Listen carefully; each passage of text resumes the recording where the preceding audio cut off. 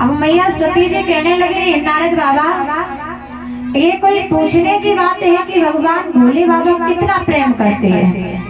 बोले हाँ, हम जो पूछ रहे हैं वो आप बताओ कि भगवान भोले बाबा आपको कितना प्रेम करते हैं। तो सती जी बोले, नारद बाबा जो प्रेम करते हैं वो हम आपको बता नहीं सकते हैं। क्यों? मेरे पास में कोई तराजू नहीं है तौलने के लिए जो मैं उस प्रेम को तौल करके बताए, पर मुझे हाँ इतनी पता है कि भोले बाबा मुझे बहुत प्रेम करते हैं। नारद बाबा बोले ना। क्यों? बोले भोले बाबा अगर तुम्हें प्रेम करते होते तो कभी आपको ये बताया कि आपके अलावा भगवान भोले बाबा की और भी पत्नियां हैं।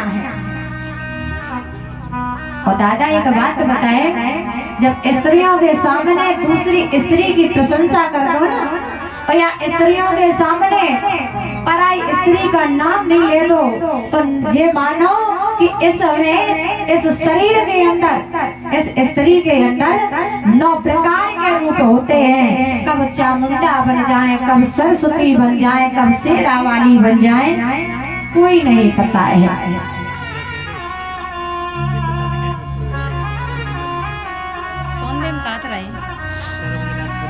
जवाब दिया है, अगर तुम्हें प्रेम करते होते तो कभी तुम्हें ये बताया कि आपके अलावा उनके घर में और भी स्त्रियां थी। सती जी बोले ये तो हमने कभी नहीं बताया कि हमारे अलावा और भी पत्नियां हैं। सती जी बोली सौत, अरे सौत का तो बिल्कुल नाम सुन करके ये रह ही नहीं सकती है। सती जी ने कहा सौत आने से अच्छा हमारी मौत क्यों ना आ जाती है। मौत बुरी लेकिन अच्छी, एक ही बार जो आती है सौत मौत से बहुत बुरी, जो छाती दिन रात जलाती है। मौत एक बार आती है, चले जाते हैं, लेकिन अगर सौत घर में आ गई तो जीना दुश्वार हो जाता है, क्योंकि एक दूसरे का स्त्रियां कभी देख नहीं सकती। जितना पुरुषों के अंदर क्षमता रहती है सहन करने की, उतनी इन स्त्रियों के अंदर क्षमता नहीं रहती है। नारद ने कहा है, ए मैया स्त्री तो स्त्री, तुम्हें कभी ये बताया इनके गले में जो 108 जी मुंड माला पड़ी हुई है ना गले में, कभी ये बताया ये किसके शीश हैं? सती बोले जी भी कभी ना बताओ। अब सती जी क्रोध में आकर के बैठ गई। नारद बाबा बोले मैया अब मैं जाए? नारद बाबा ने बोले मेरा तो काम हो ही गया, अब यहाँ से चले। अब जब भोले बाबा आएंगे तो सती खुद खोपड़ी खाएंगी, यहाँ से हमारा चलना हो। वहाँ से नारद बाबा चल दिए और इधर भगवान भोले बाबा जी आए। और भगवान भोले बाबा ने जब मैया सती को पुकारा तो मैया सती नहीं बोली, और जब सती नहीं बोली तो भोले बाबा ने तुरंत मन में विचार किया कि हमें लगता है कि आज नारद बाबा की फेरी लग गई है। तभी सती जी ना बोलने, सती को बहुत बुलाया, लेकिन सती ने कहा हे नाथ तुमने कभी हमें प्रेम किया ही नहीं है। भोले बाबा कहने लगे सती तुम कैसी बात कर रही हो, भला तुम्हें प्रेम नहीं करते तो किसे करते हैं? हमारे जितना प्रेम कोई पुरुष नहीं करता होगा। एक जन्म नहीं, 2 जन्म नहीं, 108 बार तुम्हें जन्म मिला और हम तुम्हारे साथ ही रहे। बोले अगर तुम हमें प्रेम करते होते तो तुमने कभी हमें ये बताया जो तुम्हारे गले में जो मुंडाओं की माला है ये किसकी है? भोले बाबा बोले अब यहाँ पोल खुली जा रही है। भोले बाबा ने कहा ये मुंडाओं की माला किसी और की नहीं है, 108 ये मुंड माला है। 108 बार तुम इस भूतल पर जन्म लेकर के आई और तुम्हारी मृत्यु हुई, और जब तुम्हारे बिना हमसे नहीं रहा गया तो वही शीश काट के हम लटकाते रहे। सती जी कहने लगी है बुढ़ऊ 108 बार हम मरे जिंदा भय, मरे जिंदा भय, तुम अभी तक ऐसे ही डरे, कछुआ भी करो। भोले बाबा ने कही अगर यहाँ सच बताते हैं तो एक हमारी बात और खुली जाए रही है। कौन सी? कि भोले बाबा के पास में अमर कथा का ज्ञान था, कबो बहू नहीं सुनाओ सती को। तो भगवान भोले बाबा कहने लगे, सती आप जाती रही आती रही, तुम्हारे बिना हमसे नहीं रहा गया, तो हम आपके ये शीश लेकर के गले में लटकाते रहे, और हमारी मृत्यु इसलिए नहीं हुई कि हमारे पास में अमर कथा का ज्ञान है। सती जी कहने लगे, ओहो, अब तुम्हारे अंदर एक गुण और छुपा था, ये भी नहीं बताया है। अब बाबा ऐसा करो, हम तुम्हारे साथ तो रहेंगे जो आप हमें अमर कथा का ज्ञान हमें भी देंगे, क्योंकि हम इतने बार मर चुके, कष्ट भोगते रहे और जिंदा हुए तुम्हारे पास आते रहे, तुम अब तक ऐसे ही धरे, न बूढ़े भये न जवान भये, लेकिन हम तुम्हारी जैसी रहे।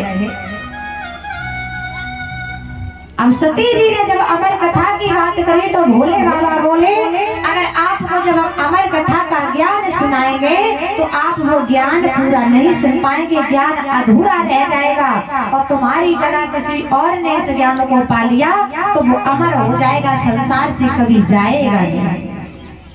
सती जी पीछे पड़ गई, बोले भोले बाबा हम नहीं मानेंगे, नहीं मानेंगे, हम कैलाश पर्वत को छोड़ करके चले जाएंगे, लेकिन आप हमें अमर कथा का ज्ञान जरूर। मेरे भगवत श्रोताओ, भोले बाबा ने कहा है कि अगर अमर कथा को सुनना है तो यहाँ पर नहीं, फिर कहाँ पे? बोले यहाँ कैलाश पर्वत छोड़ करके उत्तराखंड में जाना पड़ेगा, बट वृक्ष की छाया में बैठ करके सुंदर सा आसन लगाएंगे, वहां पर जा करके आपको ये अमर कथा का ज्ञान देंगे चलकर। लेकिन सती एक बात कहते, जब तक मैं कथा सुनाते रहे सारा दिन व्यतीत हो जाएगा, सारी रात व्यतीत हो जाएगी, और जब तक हम कथा सुनाते रहे तब तक आप कार्य देती रहे। सती जी बोले, हम बिल्कुल नहीं बाबा सोएंगे, पर आप हमें अमर कथा जरूर सुनाएं। सती जी पीछे पड़ गई। भोले बाबा ने कहा, हमें माफ कर दो, आपकी जगह अगर किसी ने भी, जीव जंतु ने भी, पशु पक्षी ने भी कथा सुन ली तो वो अमर हो जाएगा। और जो मैया राधा का जो सखा था सुख, वो बैठ करके सुन रहा था,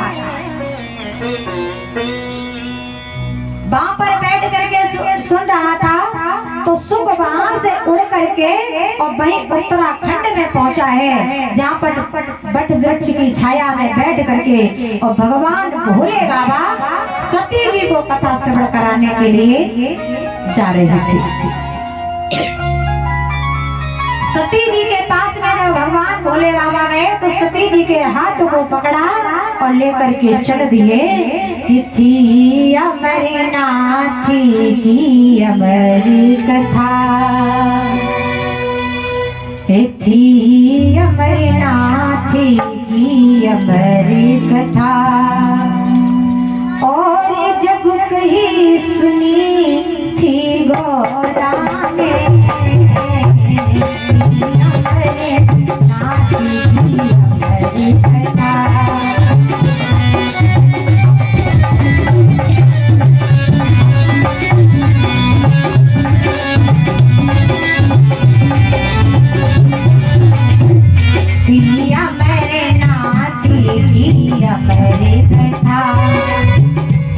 जब कहीं सुनी